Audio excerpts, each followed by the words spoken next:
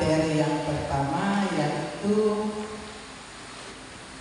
tentang perbendaharaan gereja. Iya, materinya saya sudah buat. Hari ini saya mau kasih tunjuk di Infokus, tapi tidak tersedia. Jadi Bapak Ibu nanti ada materi yang sudah diperbanyak, nanti dibagikan buat Bapak Ibu sekalian. Iya, sebelum saya menyampaikan materi ini, saya mau tanya. Rayon itu disebut pemegang kas, bukan bendahara rayon. Itu pemegang kas, itu beda. Jadi unsur-unsur itu yang pegang uang itu dinamakan bendahara. Lalu di setiap rayon, rayonnya ada berapa? Rayonnya ada 4, berarti ada 4 bendahara, 4 pemegang kas, minta maaf. Jadi ada 4 pemegang kas. Iya, Bapak Ibu sekalian, perbendaharaan gereja itu adalah salah satu fokus GKI di Tanah Papua dalam penata layanan gereja di Tanah Papua. Dan ini adalah hal yang penting. Perbendaharaan GKI di Tanah Papua itu adalah harta atau aset gereja yang dimiliki, yang dikuasai, dan atau yang dikelola oleh gereja di lingkup jemaat, dan juga yang ada di klasis, dan juga yang ada di tingkat sinode, juga ada di unit-unit organisasi gereja, misalnya yang ada di STT, yang ada di YPK, yang ada di sekolah guru jemaat yang ada di Manokwari, yang ada di Otogesler, itu adalah unit-unit organisasi yang ada di dalam Gereja Kristen Injili di Tanah Papua. Dan pengelolaan perbendaharaan gereja ini merupakan satu tindakan tata kelola dan penata layanan perbendaharaan gereja yang dilakukan oleh majelis jemaat. Jadi majelis jemaat ini bukan penatua dan siapa saja. Yang di dalamnya itu termasuk pendeta. Itu yang dinamakan majelis jemaat. Lalu juga di dalam badan pekerja klasis, badan pekerja sinode, dalam mengelola keuangan gereja dan juga harta milik atau aset gereja. Aset gereja itu adalah aset yang ada 2 jenis, yaitu aset yang bergerak dan juga aset yang tidak bergerak. Aset bergerak itu diantaranya adalah seperti kendaraan operasional gereja yang adalah milik gereja, yang adalah milik gereja. Baik itu yang disumbangkan atau dihibahkan untuk gereja ataupun yang dibeli dari uang gereja. Itu adalah aset yang bergerak. Lalu yang tidak bergerak itu adalah bangunan, tanah dan bangunan. Bangunan yaitu gedung gereja, lalu pastori, lalu juga kalau ada sekolah minggu punya gedung sekolah minggu itu juga. Tapi jangan tempat sekolah minggu anak-anak dong pinjam orang per rumah lalu bilang itu aset gereja. Tidak, itu mereka pinjam. Tapi satu gedung yang dibangun oleh jemaat untuk digunakan oleh sekolah minggu. Ya.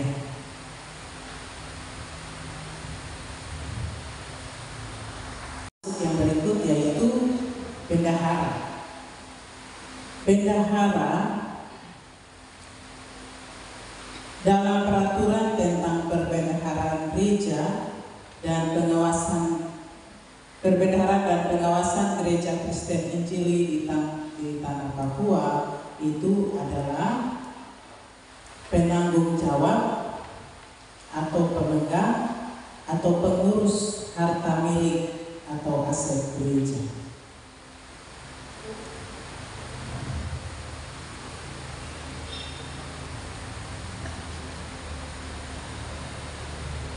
Lalu siapa saja pejabat gereja yang memiliki tugas dan wewenang dalam pengelolaan perbendaharaan gereja?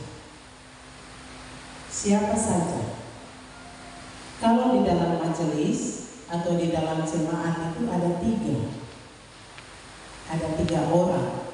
Yang pertama itu yang disebut pejabat otorisator. Pejabat otorisator ini adalah ketua majelis jemaat. Itu yang dinamakan pejabat otorisator. Lalu yang kedua itu pejabat yang disebut pejabat ordonatur. Pejabat ordonatur ini adalah sekretaris jemaat. Iya, saya kembali kepada pejabat otorisator itu yang adalah ketua majelis. Dia punya tugas atau wewenang itu adalah yang berwenang mengambil tindakan. Yang berwenang mengambil tindakan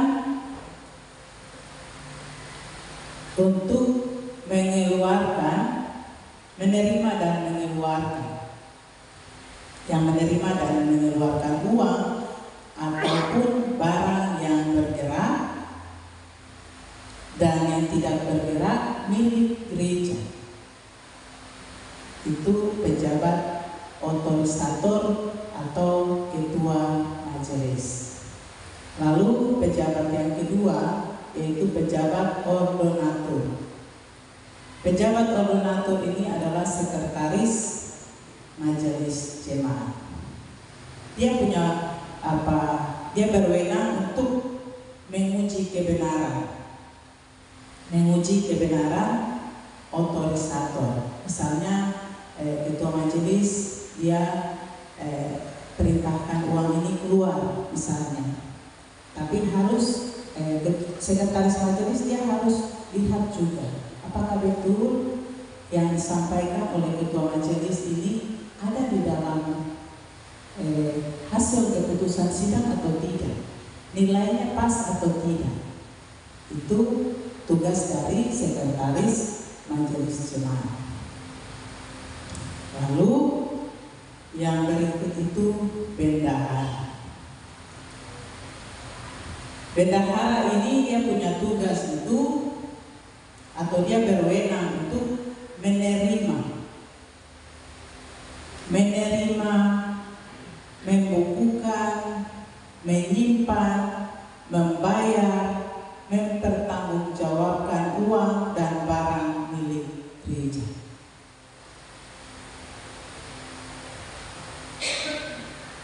Jadi itu adalah tugas daripada seorang bendahara. Dia menerima uang, dia membukukan penerimaannya itu, lalu dia menyimpan, lalu dia membayar, dan dia mempertanggungjawabkan. Ya, dalam tugas bendahara ini ada 5 item. 5 item ini, jadi ada satu item yang apabila di dalam peraturan GKI di tanah Papua tentang perbendaharaan gereja itu tentang sanksi apabila tidak melakukan pelaporan ini dalam hal pertanggungjawaban. Apabila tidak membuat laporan selama 2 bulan berturut-turut sampai dengan 3 bulan, maka itu akan ditinjau kembali kinerjanya. Begitu. Karena pelaporan ini penting. Warga jemaat datang ibadah dan memberi persembahan, itu harus dilaporkan.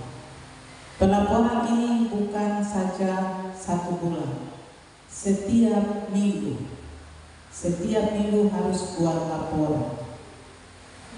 Laporan itu baik itu secara lisan ataupun secara tertulis di warta.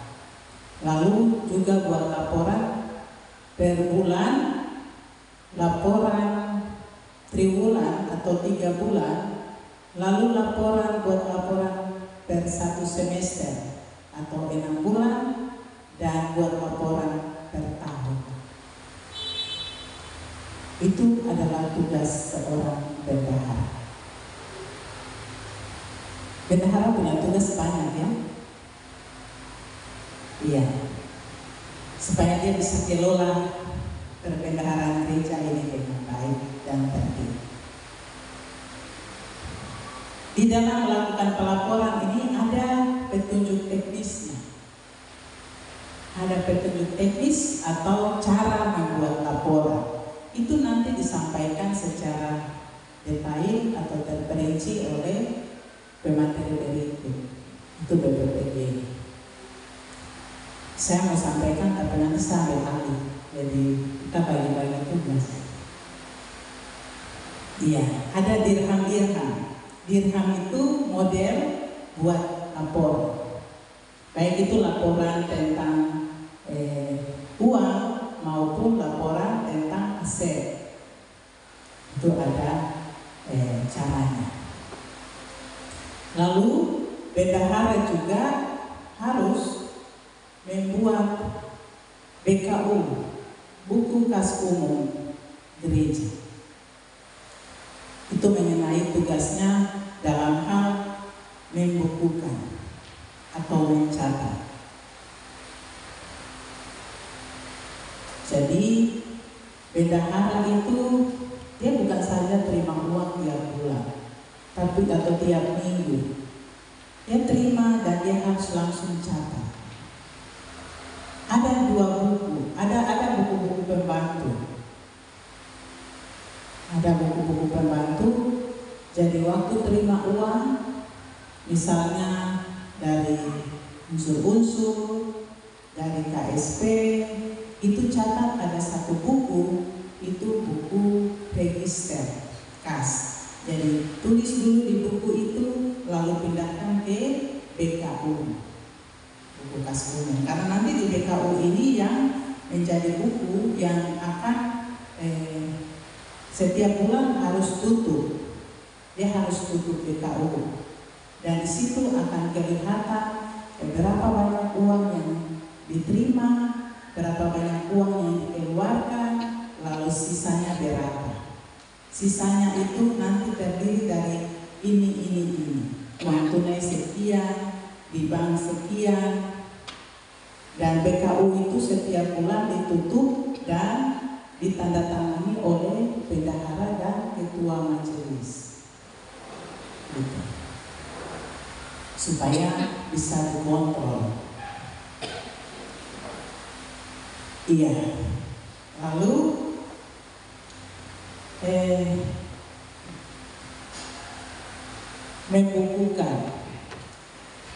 membukukan selain dia catat di BKU,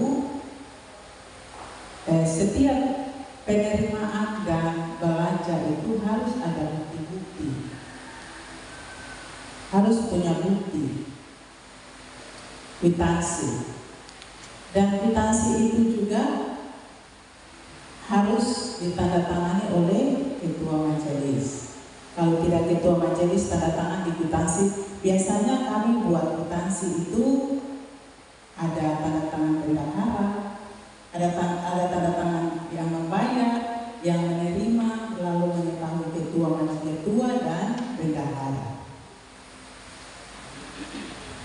itu supaya bisa dikontrol. Jadi tidak asal saja bendahara kasih keluar uang atau siapa saja bisa kasih keluar uang. Biasanya begitu kan? Ini Bapak Ibu Majelis tidak ada, yang ada ini hanya bendahara. Oh, iya, iya, iya. Biasanya kalau hari Minggu itu kebanyakan mungkin bukan di jemaat ini, tapi ada jemaat lain. Itu kalau hari Minggu orang hitung-hitung derma, lalu yang kasih keluar uang itu bagian Ekubang Dor. Padahal Ekubang punya urusan itu beda. Dia tidak urus uang, dia tidak urus kasih keluar uang. Dia punya urusan itu, dia cari uang. Dia harus cari uang untuk masuk menambah penerimaan di dalam jemaat. Itu tugas Ekubang. Lalu dia bertugas juga untuk bagaimana melihat pembangunan ini. Iya, lalu potensi-potensi apa saja yang dia harus buat untuk penerimaan, membantu penerimaan kas jemaat. Iya, saya pikir saya bicara, tapi sebenarnya bendahara jemaat itu harus ada. Karena ini yang saya bicara ini adalah tugas bendahara jemaat. Bapak Ibu itu hanya pegang, hanya numpang lewat saja. Itu hanya numpang lewat, dan yang bertanggung jawab untuk keuangan di dalam jemaat ini adalah bendahara jemaat. Jadi saya bisa bicara banyak, tapi nanti ya kalau Bapak Ibu bisa sampaikan ke bendahara, kalau tidak ya sama saja. Karena kita mau atur pengelolaan keuangan di dalam jemaat ini untuk teratur, untuk berjalan dengan baik. Iya. Lalu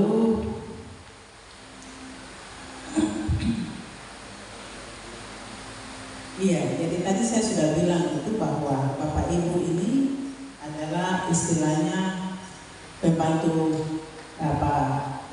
bendahara atau pemegang kas di dalam rayon dan juga di dalam unsur-unsur. Jadi Bapak Ibu tidak banyak untuk kerjakan hal ini, tetapi baik sekali Bapak Ibu ada supaya walaupun Bapak Ibu punya tugas itu hanya ada di dalam unsur dan juga di dalam rayon, bisa kerjakan keuangan ini atau derma-derma yang Bapak Ibu pegang itu bisa atur dengan baik. Karena di dalam peraturan dan petunjuk teknis perbendaharaan gereja itu juga ada model atau dirham bagaimana unsur-unsur buat lapor atau mereka membukukan. Itu tidak jauh beda dengan BKUG yang dikerjakan oleh bendahara majelis, bendahara jemaat. Iya.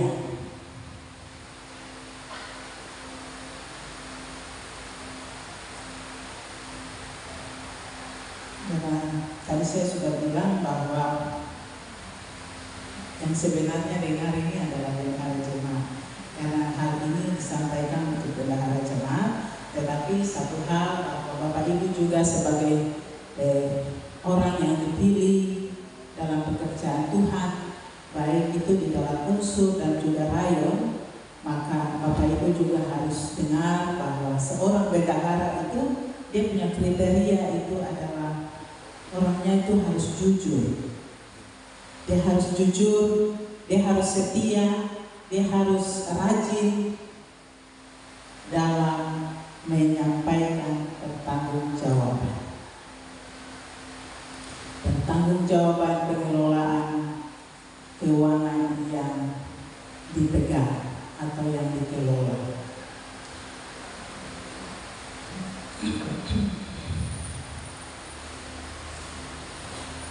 Iya, lalu tujuan daripada pengelolaan perbendaharaan gereja ini, yaitu adalah supaya ada efisien, harus ekonomis, harus bertanggung jawab, harus tertib, harus lengkap, harus akurat, terpercaya, transparan, dan akuntabel. Itu sudah ada di dalam tadi tugas bendahara itu. Jadi misalnya bendahara harus mempertanggungjawabkan. Itu ada di dalam tujuan tadi pengelolaan perbendaharaan itu. Perbendaharaan itu harus dipertanggungjawabkan. Dia harus tertib. Jadi dalam dia menerima, dia harus catat supaya dia catat dan dia simpan kwitansi-kwitansi itu dengan baik. Itu tertib. Jadi waktu diperiksa semua itu lengkap.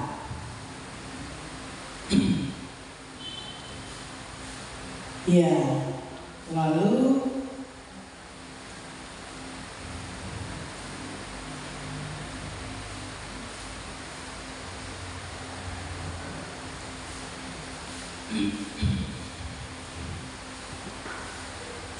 perbendaharaan gereja yang dimaksud atau ruang lingkup perbendaharaan gereja itu apa-apa saja, yaitu persembahan ada 5. Yang pertama itu persembahan ibadah anggota jemaat. Lalu yang kedua itu persembahan syukur anggota jemaat, dan yang ketiga itu persembahan persepuluhan, yang keempat itu warisan atau hibah atau sumbangan-sumbangan dalam bentuk apapun kepada gereja, dan pendapatan-pendapatan lain yang sah. Itu adalah ruang lingkup perbendaharaan gereja yang dimaksud dengan ruang lingkup perbendaharaan gereja. Lalu sumber-sumber pendapatan gereja itu, ya mungkin Bapak Ibu bertanya, biasanya jemaat ini dia punya penerimaan itu nanti dibagi 20% kasih ke klasis, lalu 40% kasih ke sinode, lalu 40% itu tinggal di jemaat. Yang dibagi-bagi ini apa-apa saja. Yang dibagi-bagi ini itu dapat dari mana? Yang pertama itu adalah persembahan pada ibadah-ibadah hari Minggu, yaitu derma. Derma ya, tangguh ini yang diprosentase. Yang tidak prosentase itu peti-peti yang di depan, itu tidak prosentase. Itu ada tinggal di dalam jemaat. Itu diakonia, aksi 5 menit, lalu peti pembangunan, itu tinggal di dalam jemaat, itu tidak diganggu-ganggu. Yang dibagi itu hanya derma yang dijalankan dengan tangguh. Jadi kalau di rayon-rayon atau di unsur-unsur, kalau jalan, misalnya jalan diakonia pakai tangguh, harus diprosentasi. Makanya biarpun di unsur dan rayon, kalau menjalankan derma yang untuk diakonia dan aksi-aksi lain selain daripada tangguh, itu harus buat dalam peti. Begitu. Jangan kita jalan dan tangguh semua baru nanti kita bagi. Diakonia punya, ini pembangunan punya, aksi 5 menit, lalu yang ini supaya teratur, dan kalau diperiksa itu tidak kedapatan bahwa derma yang ada di tangguh itu dipindahkan. begitu. Jadi selain derma-derma yang tadi saya bilang itu yang ditangguh itu, baik itu nanti pada saat ibadah hari Minggu dan ibadah-ibadah lain, ibadah keluarga, ibadah rayon, ibadah KSP dan unsur-unsur, ada juga di dalam ibadah sakramen, ibadah nikah kudus, lalu ibadah tahun baru, pekabaran Injil, YPK, Jumat Agung, Paskah, Pentakosta, Hari Puasa Dunia, GKI, Malam Kudus, Natal, Kunci Tahun, dan juga yang dipresentasi ini selain daripada derma-derma tadi, di dalamnya pengucapan syukur. Pengucapan syukur yang biasa warga jemaat atau Bapak Ibu bawa ke sini, bawa ke majelis untuk dicatat dan didoakan, itu juga dipresentasi. Yang tidak dipresentasi itu tadi yang saya sampaikan di kotak-kotak dan juga persepuluhan. Jadi yang di kotak-kotak ini itu tinggal di dalam jemaat, tetapi persepuluhan itu harus 100% disetor ke sinode. Kenapa 100%? Karena persepuluhan ini dipakai khusus untuk membayar gaji-gaji pegawai organik gereja. Jadi gaji-gaji yang sinode salurkan ke 70 klasis. Di 70 klasis ini ada 2020 jemaat. Dan 2020 jemaat itu kalau pendeta semua ada di dalam itu, uang ini sudah yang pakai untuk bayar gaji pendeta-pendeta dan juga pegawai organik yang bukan pendeta seperti saya. Begitu. Jadi mereka tidak ambil dari SWJ 40%. SWJ 40% itu pakai untuk operasional, untuk yang lain. Makanya dari sinode kasih tahu ke klasis, bilang dalam berapa bulan ini kami defisit. Persepuluhan tidak cukup untuk bayar gaji pegawai organik gereja, sehingga kami ambil dari SWJ. Kenapa sampai bisa defisit? Mereka minta kami klasis yang di Aras Tengah ini, tolong apa itu? Cek ke jemaat-jemaat. Bukan kami turun langsung tanya, pendeta, aku berbuat bahwa tidak? Kami tidak begitu. Tapi kami himbau supaya kalau yang persepuluhan harus semuanya disetor. Begitu. Karena di klasis dan sinode itu kami hanya menunggu, dan jemaat ini adalah basis. Jadi kami menerima dari jemaat semua biaya untuk operasional, untuk program, untuk pembiayaan biaya hidup atau upah, itu semua dari jemaat. Itu semua dari Bapak Ibu. Sehingga hal ini kami sampaikan supaya Bapak Ibu yang ada di dalam jemaat, yang ada di unsur-unsur, supaya bantu kami untuk mengontrol ini. Karena gereja besar ini dia jalan karena Bapak Ibu yang ada di jemaat, bukan